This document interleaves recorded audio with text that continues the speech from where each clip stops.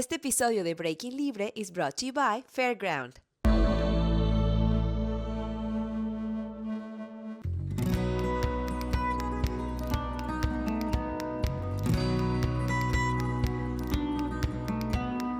Oh, I'm excited about this segment, the game changer. And this time I'm super excited.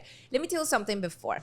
Leadership in government isn't just about policies. It's about listening, advocating, and taking action for the people you serve. And few people embody community-driven leadership more than Mayor Pro Tem Vanessa Fuentes. She's a leader in policy, equity, and civic engagement, working to make Austin a city that serves everyone. Vanessa, welcome to Breaking Libre. Oh my gosh, thank you for having me. I'm excited, Vanessa, to have you here. I like you. I think you are a very down-to-earth woman, and you are always enjoying the city, and I like that from a person that is in office, right? Because you really love this city. So I want to ask you, what's your personal connection to Austin? What do you love the most about this city? Well, so like many Austinites, I got here because of school. I went to the University of Texas at Austin, hook 'em Longhorns. And I fell in love with the city. I fell in love with Austin because I'm from a small town. I'm a small town girly from Brady. It's a geographical center of Texas, population 5,000. And so I came here, was at the University of Texas, which has 50,000 students. And I'm not gonna lie, it was tough to get through and to understand the city overall. So it's kind of like in my little college bubble that is UT. And then I graduated and my first job was here. I worked at a small public affairs firm and I got to explore the city as a young adult, and got to experience all the nightlife and the things that make Austin, having a picnic at Zilker Park, going to ACL, going to Rainey Street and West 6th Street. Our countless incredible eateries, really known for our food scene in Austin. You can have like the best tacos and the best barbecue and the best Thai food and Asian fusion. And just really, what I love about Austin is that we are an outdoorsy city. We're green. That's why our Austin FC, our soccer team, is called Verde, right? Because we are such a green city, and you don't really appreciate that until you go to other cities, especially in Texas. But we love our trails, we love our parks, we love our swimming holes, and we love our live music. Exactly, I love that. When you think about Austin, and you're mentioning it's green, of course, but it's also growing so fast. Mm-hmm. What are the biggest leadership challenges facing the city right now? Yes, we are a growing city, which is a good thing. I mean, we have other big cities like New York, Los Angeles. They don't grow at the rate that we grow. I mean, we truly are in a really good position. People want to move here. They want to enjoy our quality of life. And so it's important that we maintain a strong quality of life and that we raise the standard of living for the people that power our city, the people that construct our city, that really keep our city running. We want to make sure that they can live here. And that's what what keeps me going and what motivates me is ensuring that Austin is affordable to everyone, not just the wealthy few. And so we got to do a lot more on addressing affordability. We've made some progress on housing, and we've been able to really stave off rent prices, and the housing prices have gone down, which is a good thing in that we're able to have better options for folks. And so with the growing city, you want to make sure that it's livable, that we have good public transit. So we are working on bringing light rail through our city, which will give us an option to get on a train and get through downtown. And so really just want to make sure that we keep Austin, that soul of Austin, that we keep that spirit alive. Oh, I love that. I love when you're mentioning about Austin still being enjoyable, which means affordable. Affordable means that you can enjoy all the things that this city is famous for, right? For example, all these people coming, and how do you see the diversity in Austin? Because that's something that we truly are famous for, right? Mm-hmm. Austin is diverse, it's vibrant. How do you see diversity evolving, or what are your thoughts on that? Well, fun fact, a third of Austin is Latino.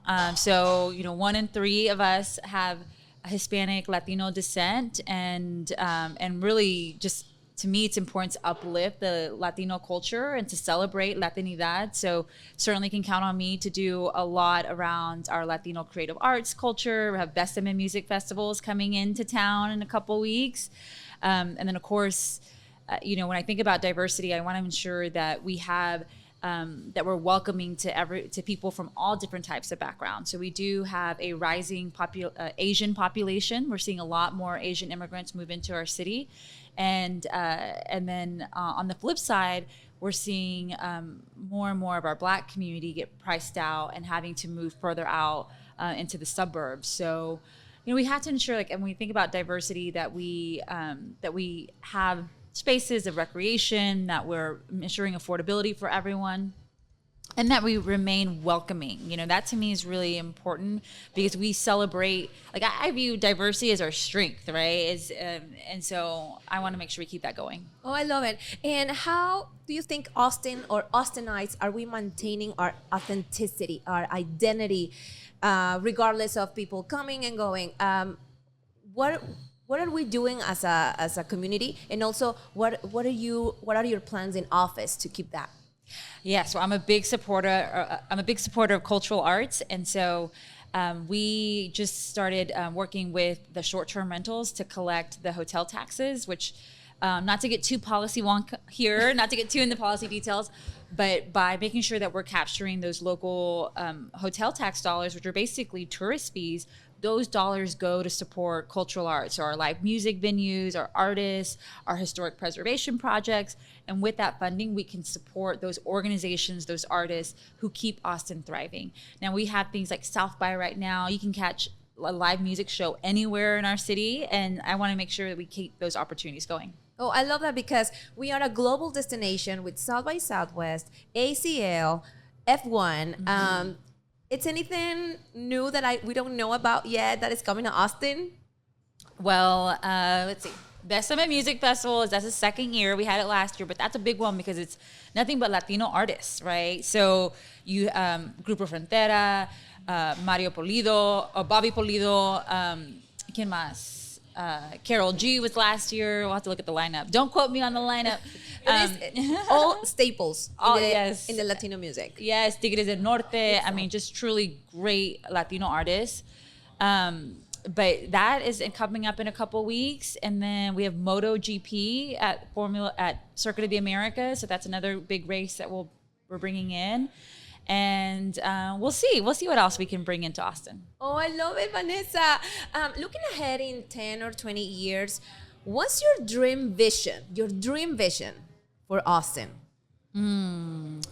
Looking ahead, I mean, when I think about the future of Austin, so like the Austin of 2050, right? Looking 25 years out, what I hope is that we have a city that is well connected, that people are able to get to where they want to go within 15 minutes and in the method of their choice. Because, reality here is that we have neighborhoods, particularly in the area that I represent, where we don't have a grocery store for our Del Valley community. So they had to travel 20 minutes out just to get to a grocery store. So I really want a city that's connected and that people have options, so they can get to their doctor, their dentist, their pharmacy, their health clinic, their grocer, restaurant, all of that, all within their area, and that people are able to walk, bike, or take their car or hop on a bus. People need to have options. So I hope we have an affordable, thriving community. Oh, I love that. I'm saying I love that, but promise, I love this woman. I've been trying to get her on the podcast for so long, but of course she's so busy. So I appreciate you being here. And let me ask you another question. For people that are not as connected to politics and want to be involved, what is that small action that they can start doing today? Well, one, I would say first, appreciate that you want to get involved, because we need everyone to participate in our democracy. There's so much on the line right now, and I know that it can feel like a lot. It can feel overwhelming. Like, how do you get started? Where do you go for information? How do you get involved? And what I would say are a couple of things. One is follow trusted news sources, or even, wherever you get your news, whether it's on social media or online or in your local paper, make sure that you're informed about what's going on. And if you have an issue, if you don't agree with it, or if you do agree with it, reach out to your representatives. There are plenty of places online. You can just Google who represents me, and you'll type in your address and it'll tell you who your council member is, your state rep, your senator, and your congressperson. And be sure to connect with them and make your voice heard. Exactly. I mean, we need to be outspoken and reach out to our representatives. The people in office are there to listen to us. And sometimes we don't think about it, right? We think, oh, those are people that are doing, I don't know what, right? Or signing papers. But there's people, the people in office are people. I mean, people that care about us, care about our city, care about Austin as a community, as a thriving destination, and they're doing everything they can to get us a better city and a better community, right? Oh yeah, absolutely. And just know that, I know as a local policymaker, some of my best ideas come directly from the people. So truly, like, the way that you experience your life here in our city matters, and you can make a difference in helping us solve some of our biggest issues, or even our tiniest improvements that are needed in the neighborhood. So whether it's a new signal, a new crosswalk, a new sidewalk that needs to be completed or needs to be repaired, like those little things that help improve our neighborhood, our community, you can help address by contacting your local representatives.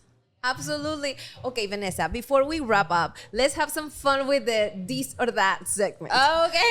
I'm going to tell you 2 experiences or things, and you're going to choose one of them, okay? Would you rather lead by example or lead by strategy? Oh my gosh. Okay. It depends. It depends on the situation. But honestly, no, I think lead by example. You really have to reflect and embody all the ideals that you expect our institutions to uphold. I believe leaders also have to uphold. So you have to lead by example. I love it. And would you rather be a behind the scenes leader or the face of a movement? Oh, okay. Wow. This one, I want to say it depends on all of them, because I do think you have to recognize that certain movements need to have, or are best suited when you have voices that are most impacted centered. In other words, for example, if it's a women's rights movement, you bet I want to be front and center, because as a woman, as a Latina, we're affected directly by the issues. But if it's an issue or a cause that it's about, someone advocating for heart disease, I would want someone that has been directly impacted or affected by heart disease to lead that movement. So for that one, I'm going to say it depends. You're so clever, Vanessa. I love it. I mean, truly, she's a powerhouse. Would you rather fix an existing system or build something entirely new? There's so much merit to both, but right now, because I'm in the policy making business, I would say fix a current system, because there are so many systems that we have going on right now that need addressing, that need to be strengthened, and that need to be improved. I agree. Okay, so this one is more about Austin. Would you rather have breakfast tacos or barbecue? Oh, my breakfast tacos all the way. Veracruz, shout out to Veracruz. Yes, it's around the corner. We're here recording from Fairground, 111 Congress Avenue. So Veracruz Al Natural is across the street. Shout out to them too. Sunset at Mount Bonnell or a live show on South Congress? Live show on South Congress. Me too. Absolutely. Come on, music. We are the live music capital of the world. That's right. So yes, of course, live music. Rainy street nightlife or a quiet coffee shop morning? Okay, so actually, can I do a twist on it? Because the new thing right now, instead of going out at night, is going to like a DJ set at a coffee shop on Saturday, Sunday mornings. Have you seen this? I forget what they call it now. Yes, I can remember the name, but please write us in the comment. Yes. But yes, it's been very, very trendy in Austin. And I think it's a great way to connect with people and not being tired at night, right? Yeah. You don't have to have alcohol to have fun. Exactly. We can just have coffee and jam out and have a little dancing session. Yes. Okay, this one is, to me, is very clear. But what do you think? South by Southwest or ACL?